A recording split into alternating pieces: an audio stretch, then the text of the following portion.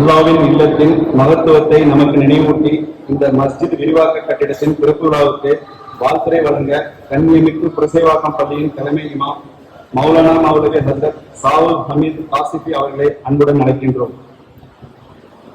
இமாம் அவர்களுக்கு நமது பள்ளியின் தலைவர் சையது பிமாயின் அவர்கள் சால்வை அணிவித்து கண்ணியப்படுத்துவார்கள்.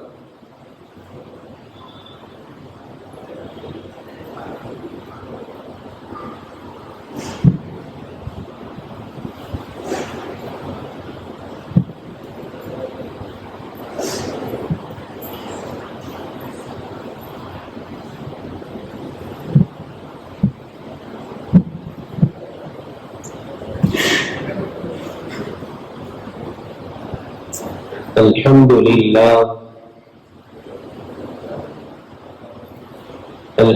لله رب العالمين والصلاة والسلام على سيدنا محمد وآله وصحبه أجمعين.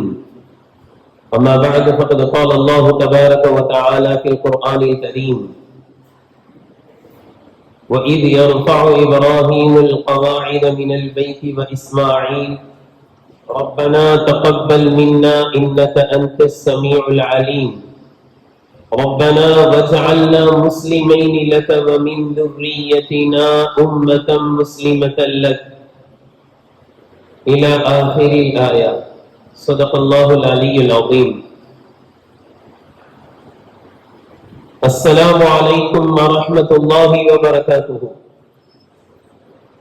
நல்ல எல்லாரும் வலைக்கும் சலாம் சொல்லுங்க. இது எல்லா அஜித்மார்களும் பேச வரும்போது சலாம் சொல்லுவாங்க. இதே மாதிரி சவுண்டா எனக்கு கடைசி வரைக்கும் பதில் சொல்லணும் இன்ஷா அல்லாஹ். உண்மையில் இறை நம்பிக்கையாளர்களுக்கு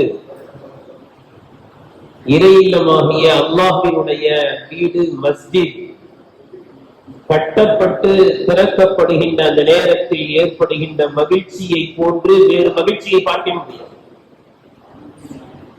உண்மையில் நமக்கு அல்லாஹ் தஆலா சொந்த வீட்டை கண்டா கூட அவ்வளவு மகிழ்ச்சி தர மாட்டான். அப்படிப்பட்ட ஒரு பேர் மகிழ்ச்சியை அல்லாஹ் தஆலா ஒரு முஹல்லாவில் மஸ்ஜிதை கட்டி அதை திறக்கும் பொழுது அல்லாஹ் தஆலா முஃமின்களுக்கு வழங்குகிறார். கண்ணியத்திற்குரியவர்களே, இந்த மஸ்ஜிதை கட்டி முடித்து அதை திறக்கின்ற இந்த நேரம் இருக்கின்றதே, இது எப்படிப்பட்ட ஒரு நேரம் என்றால், அல்லாஹ்வினிடத்தில் நம்முடைய துஆக்கள் அங்கீகரிக்கப்படக்கூடிய நேரம். இது சாதாரணமான விழா அல்ல. இது காபத்துல்லாவை கட்டி முடித்த பிறகு இப்ராஹிம் அலைஹிஸ்ஸலாம் அவர்களும் இஸ்மாயில் அலைஹிஸ்ஸலாம் அவர்களும் என்ன துஆ செய்தார்கள் என்று குர்ஆன் சொல்கிறது. காபத்துல்லாவை கட்டி முடிச்சிட்டு துஆ கேட்கிறாங்க. அதே போன்று நபி சுலைமான் அலைஹிஸ்ஸலாம் பைத்துல் முகத்தஸை கட்டி முடித்த பிறகு 3 துஆக்களை கேட்டார்கள். அல்லாஹ் 3 துஆவையும் ஏற்றுக்கொண்டார் என்று ஹதீஸில் வருகிறது. பைத்துல் முகத்தஸை கட்டி முடிச்சிட்டு 3 துஆ கேட்டாங்க. என்ன துஆ தெரியுங்களா? ரப்பே, எனக்கு நீ ஒரு ஆட்சியை தர வேண்டும். முல்கல்லா யன்பகி லி அஹதின் மின் பாதி. ரப்பே, யாருக்கும் தராத ஆட்சி அதிகாரத்தை எனக்கு கொடு. அல்லாஹ் கபூல் செய்தார். இரண்டாவது துஆ, சுலைமான் அலைஹிஸ்ஸலாம் அவர்கள் பைத்துல் முகத்தஸை கட்டி முடித்து விட்டு சொன்னார்கள், ரப்பே, என்னை நீ அரசனாக ஆக்கியிருக்கிறாய். நான் கொடுக்கும் தீர்ப்பு அது உன்னுடைய தீர்ப்பாக அமைய வேண்டும், சரியான தீர்ப்பாக அமைய வேண்டும். அல்லாஹ் கபூல் செய்தான். மூன்றாவது துஆ, ரப்பே, நான் கட்டிய இந்த பைத்துல் முகத்தஸ் உன்னுடைய ஆலயம், உன்னுடைய வீடு. இந்த வீட்டிற்கு வந்துவிட்டு செல்லக்கூடியவர்கள் அன்று பிறந்த பாலகனை போன்று எல்லா பாவமும் மன்னிக்கப்பட்டு திரும்ப வேண்டும். நம்ம பொதுவா இந்த ஹதீஸ எங்க கேள்விப்பட்டிருக்கோம்? ஹஜ்ஜுக்கு போயிட்டு வந்தா கேள்விப்பட்டிருக்கோம். அன்று பிறந்த பாலகனை போன்று திரும்பி வருகிறார் அப்படின்னா என்ன அர்த்தம் தெரியுங்களா? குழந்தையை மாறி வருகிறார். குழந்தை என்ன செய்யும்? யாரா திட்டினா திருப்பி திட்டுமா? யாரா அடிச்சா திருப்பி அடிக்குமா? என்ன செஞ்சாலும் சிரிக்கும். இந்த மாதிரி ஒரு ஹாஜ் யாரிடத்திலும் சண்டைக்கு செல்லக்கூடாது. ஹஜ்ஜுக்கு போயிட்டு விட்டா வாழ்க்கையை மாறிவிட வேண்டும். அந்த துஆவை பைத்துல் முகத்தஸுக்கு ரசூலுல்லாஹி ஹஜ்ரத் சுலைமான் அலைஹிஸ்ஸலாம் அவர்கள் கேட்டிருக்கிறார்கள். அல்லாஹ் தஆலா நம் அனைவர்களுக்கும் இந்த மஸ்ஜிதின் திறப்பு விழாவின் பரக்கத்தினால் பைத்துல் முகத்தஸிற்கும் செல்லக்கூடிய வாய்ப்பை அல்லாஹ் தருவானாக. கண்ணியத்திற்குரியவர்களே, இதே போன்று இப்ராஹிம் அலைஹிஸ்ஸலாம் அவர்கள் காபத்துல்லாவை கட்டி முடித்த பிறகு என்ன துஆ செய்தார்கள்? இப்ராஹிம் அலைஹிஸ்ஸலாம் அவர்களும் இஸ்மாயில் அலைஹிஸ்ஸலாம் அவர்களும் இரண்டு நபிமார்களும் சேர்ந்து காபத்துல்லாவை உயர்த்தி கட்டினார்கள் என்று அல்லாஹ் சொல்கிறார். நாமளும் இந்த மஸ்ஜிதை என்ன செஞ்சிருவோம்? உயர்த்தி கட்டியிருவோம், அகலப்படுத்தி கட்டியிருக்கோம். இன்ஷா அல்லாஹ் இன்னும் கொஞ்ச நாள்ல என்ன செய்வோம்? அதையும் சேர்த்து இதே மாதிரி இன்ஷா அல்லாஹ் பெருசா கட்டிடுவோம். அல்லாஹ் தஆலா அந்த வாய்ப்பையும் அல்லாஹ் நமக்கே தருவானாக. கண்ணியத்திற்குரியவர்களே, ஆதம் அலைஹிஸ்ஸலாம் அவர்கள் கட்டிய காபத்துல்லாவை உயர்த்தி கட்டுகிறார்கள் இப்ராஹிம் அலைஹிஸ்ஸலாம் அவர்களும் இஸ்மாயில் அலைஹிஸ்ஸலாம் அவர்களும். இப்ராஹிம் அலைஹிஸ்ஸலாம் அவர்களுக்கு இஸ்மாயில் அலைஹிஸ்ஸலாம் எத்தனை வயசுல பிறந்தாங்கன்னு தெரியுமா? 86 வயசுல பிறந்தாங்க. நமக்கெல்லாம் நம்ம பையன் 25 வயசுல 26 வயசுல பிறந்துடுறான். இப்ராஹிம் அலைஹிஸ்ஸலாத்துக்கு 86 வயசுலதான் இஸ்மாயில் அலைஹிஸ்ஸலாம் பிறக்கிறாங்க. சிந்திக்க வேண்டிய செய்தி என்ன தெரியுங்களா? இஸ்மாயில் அலைஹிஸ்ஸலாம் பெரிய வயதை அடைந்து காபத்துல்லாவை கட்டுவதற்கு உதவி செய்கிறார்கள் என்றால் இஸ்மாயில் அலைஹிஸ்ஸலாத்துக்கு எத்தனை வயசு இருக்கும் சொல்லுங்க. நீங்க சொன்னதான் சும்மா பயன்லாம் இல்ல, அமைதியா உட்கார்ந்துருக்காங்க. ஒரு குறைஞ்சது 20 வயசாக இருக்கணும்ல. இப்ப இப்ராஹிம் அலைஹிஸ்ஸலாத்துக்கு எத்தனை வயசு இருக்கும் சொல்லுங்க? 106 வயசு. நான் என்ன கேட்கிறேன்னா, 106 வயது ஆன இப்ராஹிம் அலைஹிஸ்ஸலாம் அவர்கள் ஹார்ட் ஒர்க் பண்ணியிருப்பாங்களா? 20 வயதான இஸ்மாயில் அலைஹிஸ்ஸலாம் ஹார்ட் ஒர்க் பண்ணியிருப்பாங்களா? அவங்க ஹார்ட் ஒர்க் பண்ணியிருப்பாங்க. 20 வயசு இஸ்மாயில் அலைஹிஸ்ஸலாம் தான் ஹார்ட் ஒர்க் பண்ணியிருப்பாங்க. அந்த கல்லெல்லாம் தூக்கி வந்து கொடுத்தது யாரு? இஸ்மாயில் அலைஹிஸ்ஸலாம். அதை வாங்கி வச்சு கட்டினது யாரு? இப்ராஹிம் அலைஹிஸ்ஸலாம். ஆனால் ஹார்ட் ஒர்க் இஸ்மாயில் அலைஹிஸ்ஸலாம் தான் பண்ணாங்க. ஆனா அல்லாஹ் என்ன தெரியுமா சொல்றான்? وَإِذْ يَرْفَعُ إِبْرَاهِيمُ الْقَوَاعِدَ مِنَ الْبَيْتِ وَإِسْمَاعِيلُ. உங்களுக்கு இந்த வாசகமே சொல்லியிருக்கோம். அல்லாஹ் யார் பேரை சொல்லவே இல்லை, இஸ்மாயில் பேரை சொல்லவே இல்லை. பாருங்க, அந்த வாக்கியில முடிச்சுட்டான். இப்ராஹிம் அலைஹிஸ்ஸலாம் அவர்கள் காபத்துல்லாவை உயர்த்தி கட்டிய பொழுது இன்னும் இஸ்மாயிலும் அப்படிதான் சொல்றாங்க. இந்த ஆயத்திலிருந்து என்ன சொல்றாங்கன்னா, வயதில் மூத்தவர்கள், உதாரணமாக இப்ராஹிம் அலைஹிஸ்ஸலாம் தந்தை தானே, தந்தையும் மகனும் சேர்ந்து ஒரு காரியத்தை செய்யும் பொழுது பிள்ளைகளாக இருப்பவர்கள், வயதில் குறைவாக இருப்பவர்கள், வயதில் மூத்தவர்களை முற்படுத்துவர்.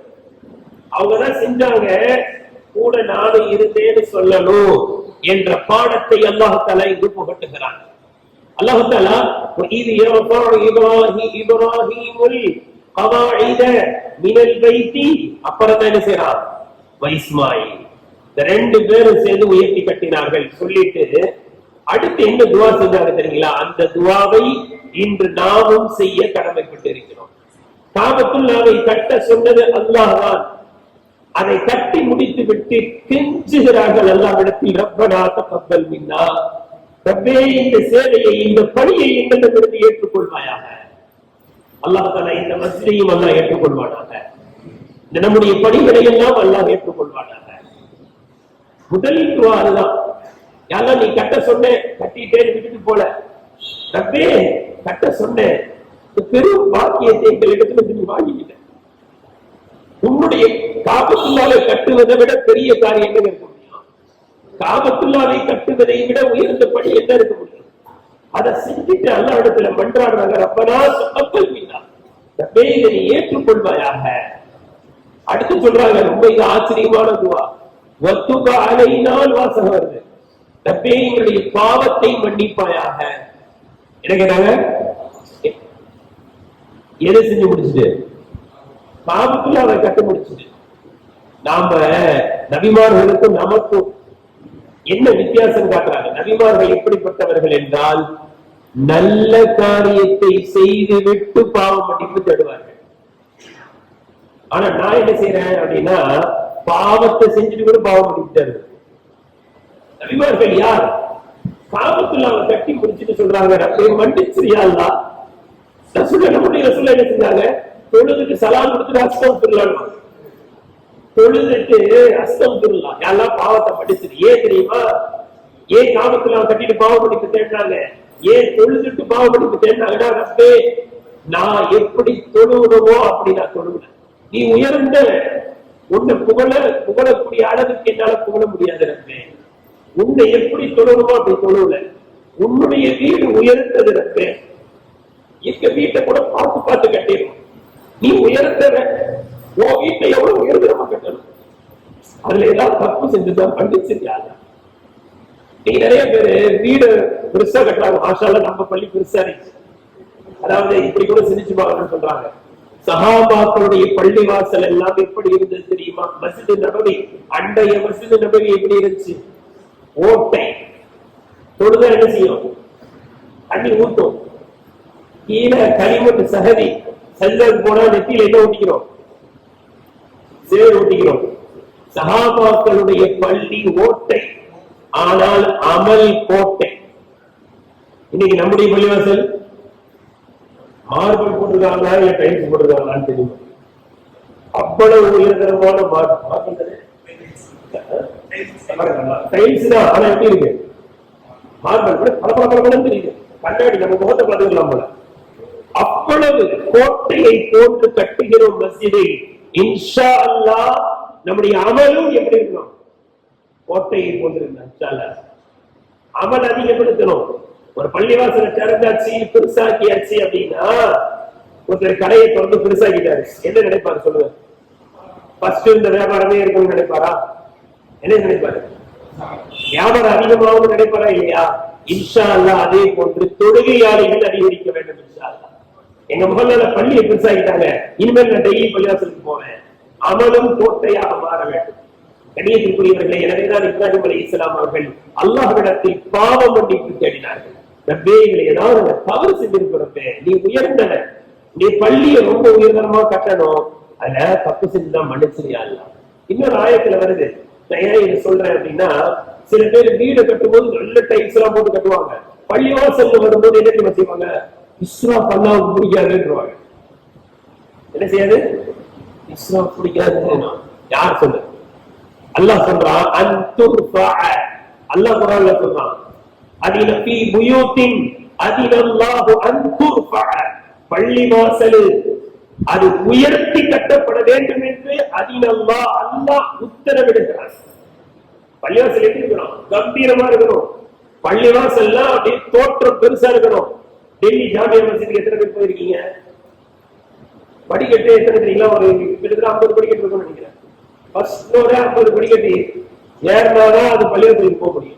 இப்படித்தான் பள்ளிவாசல் இருக்க வேண்டும். துர்ஃபா. ஆனா காபத்துல்லா அல்லாஹ்வுடைய வீடு சின்னதா இருக்கா? காபத்துல்லா அந்த கருப்பு கட்டிடம் மட்டும் எப்படி இருக்கு? சின்னதா தான் அல்லாஹ் ஆக்கினான்.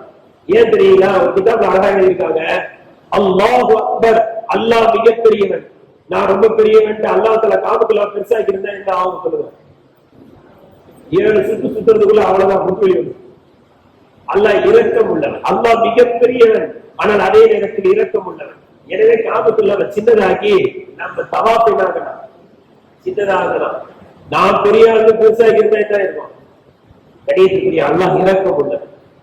இப்ராஹிம் அலைஹிஸ்ஸலாம் அவர்கள் செய்த 3வது துவா, 2வது பாவ மன்னிப்பு.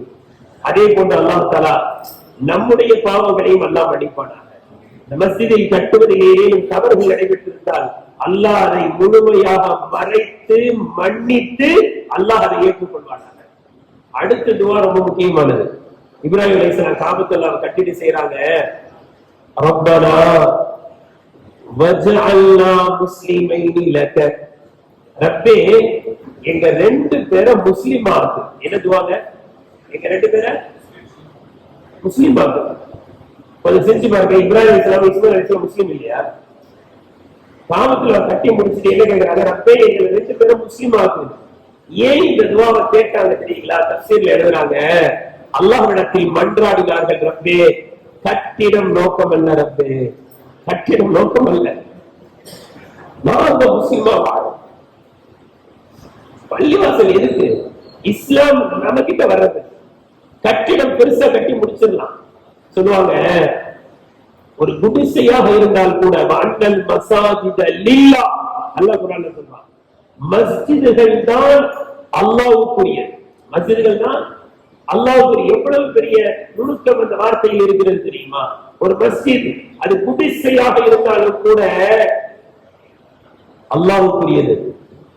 அல்லாஹ்வுக்குரியது ஏன் தெரியுமா சொல்றான்? சில ஆலயங்கள் இருக்கும், இதை விட பெருசா இருக்கலாம், பிரம்மாண்டமா இருக்கலாம், பெரிய பெரிய மினரா மாதிரி எல்லாம் கட்டியிருப்பாங்க. ஆனால் உண்மையில் யாரை வணங்க வேண்டுமோ அவன் வணங்கலையே. பெரிய பெரிய ஆலயங்கள், மஸ்ஜிதை விட பெரிய பெரிய ஆலயங்கள், ஆனால் அங்கு உண்மையில் யாரை வணங்க வேண்டுமோ அவனை அங்கு வணங்கப்படுவதே இல்லை. படைத்தவனை விட்டுவிட்டு படைப்பிடங்களை வணங்குகிறார்கள். ஆனால் பள்ளிவாசல் மட்டும்தான் எப்படிப்பட்ட வணக்க ஸ்தலம் என்றால், யாரை உண்மையில் வணங்க வேண்டுமோ அந்த அல்லாஹ்வை வணங்குகின்றது பள்ளிவாசல் மட்டும்தான், அது குடிசையாக இருந்தாலும் சரி. எனவே ரப்பே, கட்டிடம் நோக்கம் அல்ல, எங்களை நீ முஸ்லிமாக வாழவை. அல்லாஹ் தஆலா இந்த மஸ்ஜிதினுடைய கட்டுமானத்தின் அந்த வரக்கத்தை வைத்து அல்லாஹ் தஆலா இந்த முஹல்லாவில் இருக்கக்கூடிய எல்லோரையும் முஸ்லிம்களாக அல்லாஹ் வாழ வைப்பார்.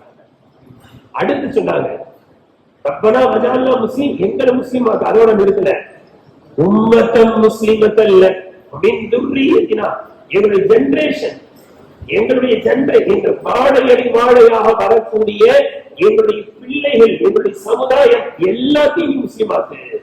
அல்லாஹ் தஆலா இந்த மஸ்ஜிதை அடிப்படையாக வைத்து கியாமத் நாள் வரை இந்த முஹல்லாவில் வாழக்கூடிய அனைவரோடும் முழுமையான முஸ்லிம்களாக அல்லாஹ் வாழ வைப்பானாக. கண்ணியத்திற்குரியவர்களே, மஸ்ஜித் எப்படிப்பட்டது தெரியுமா? இதை கட்டி முடிக்கின்ற காரணத்தினால் அல்லாஹ் சந்தோஷப்படுகிறார். அல்லாஹ் எந்த அளவுக்கு சந்தோஷப்படுறான் நமக்கு தெரியும். ஒருத்தர் ஒரு பள்ளிவாசலை கட்டினா அல்லாஹ் என்ன செய்யறான்? சொர்க்கத்துல அவனுக்கு வீட கட்டான். இந்த ஹதீஸை கேள்விப்படும் போதெல்லாம் ஆசை வரும், இன்ஷா அல்லாஹ் வைக்கலாமா? பள்ளிவாசலை விரிவாக்கி கட்டினது இல்ல, இன்ஷா அல்லாஹ் ஏதாவது ஒரு கிராமத்துல முழு பள்ளிவாசல் கட்டி கொடுக்கும். நீர் வைக்க நீ நம்ம உங்க ஜோக்கெல்லாம் பார்க்க கூடாது, அல்லாஹ் மேல நம்பிக்கை இருக்கு. ஒரு கால் நம்மளால முடியாட்டி நம்ம பையன் கட்டுவாங்க. ஒரு நிகழ்ச்சி நினைவுக்கு வருகிறது, நினைவுக்கு வர்றதுனால சொல்றேன். சிட்டிங் சராய் பார்த்திருக்கீங்களா? அதை கட்டினது ஆணைக்கார அப்துல் சொல்லுவாங்க. ஆனா உண்மையில் நடந்தது என்ன? அவங்க அத்தான் ஏற்றி வச்சாங்க.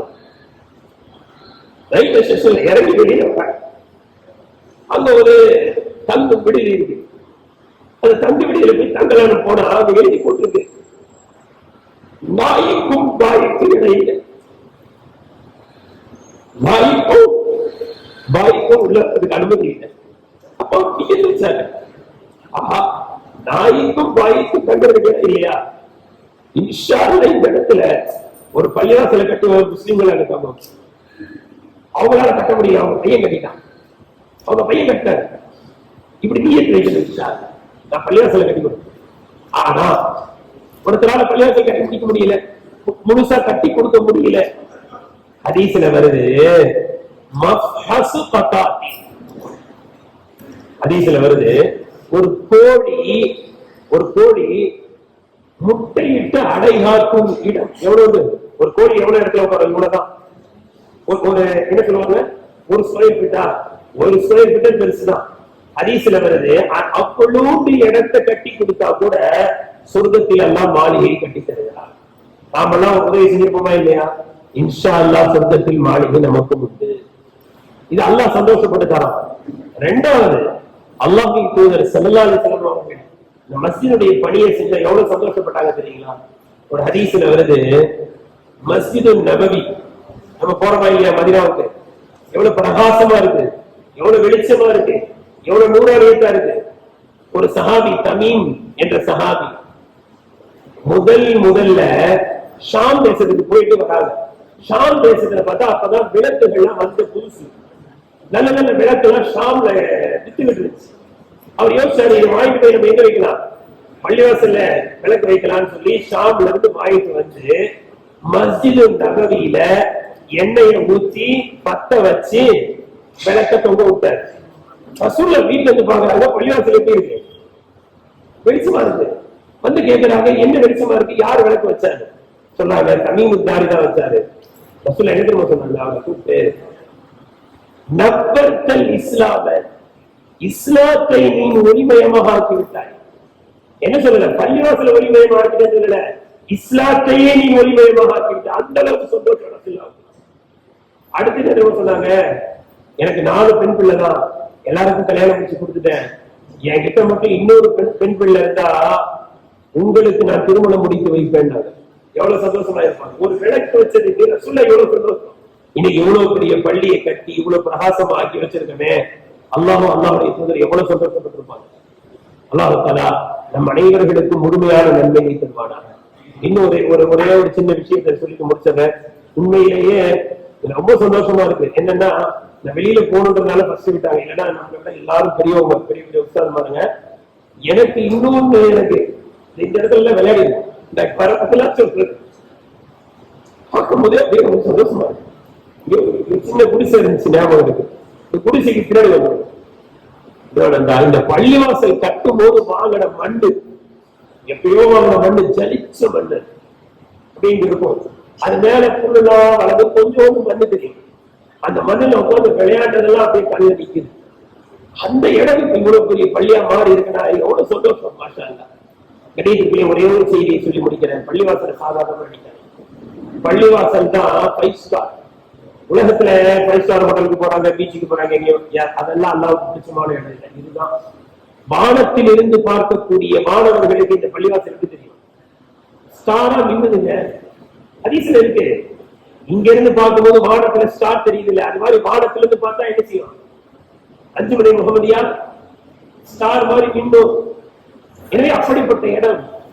கணியத்துக்குரியவர்களே, ஒரே ஒரு அமல் சொல்றேன். பள்ளிவாசலுக்குள்ள வரும்போது வலது கால வச்சு சலவாத்தை சொல்லிட்டு, அல்லாஹு மஃப்தஹ் அபுவாப ரஹ்மத்திக, யா அல்லாஹ் உடைய வாசலுக்கு வந்திருக்க, ரஹ்மத்துடைய வாசலை திறந்து. வெளியில போகும்போது இதே மாதிரி இடது கால வச்சு சலவாத்து ஓதி, அல்லாஹும்ம இன்னி அஸ்அலுக மின் ஃபதுலிக.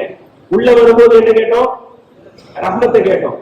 உலகத்தில் ரஹ்மத் கிடைக்கின்ற ஒரே இடம் பள்ளிவாசல். ரஹ்மத் ஸ்டோர்னு பேர் வைக்கலாம்.